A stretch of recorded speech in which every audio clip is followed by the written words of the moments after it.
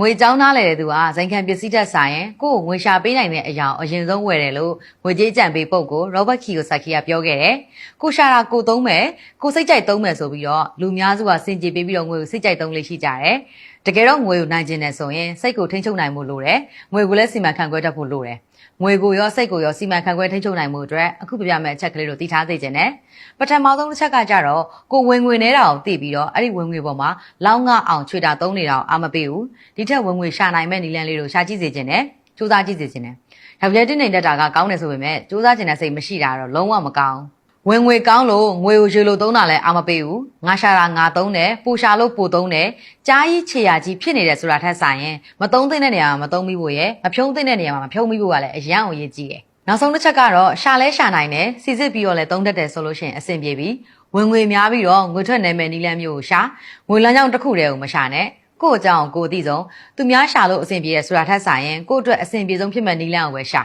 အခုပြပြမဲ့အချက်၃ချက်စလုံးကိုသိပြီးတော့ဝင်ငွေတွေကိုကောင်းကောင်းစီမံခန့်ခွဲနိုင်တဲ့သူဖြစ်ကြပါစေ Hey, Chirila.